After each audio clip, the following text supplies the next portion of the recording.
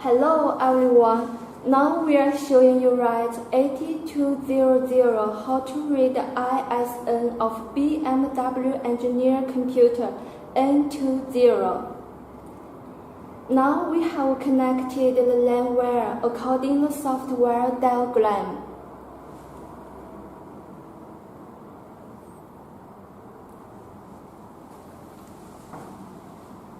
First, click AT200.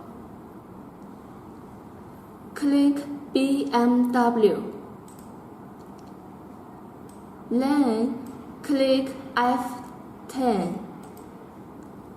Then click the third one.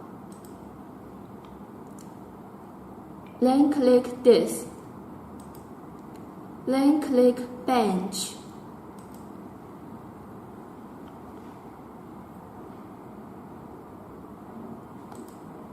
Now let's look at the wire. Now look at ring diagram.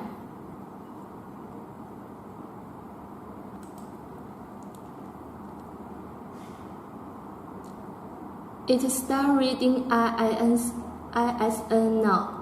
Read ISN successfully. Thank you for watching.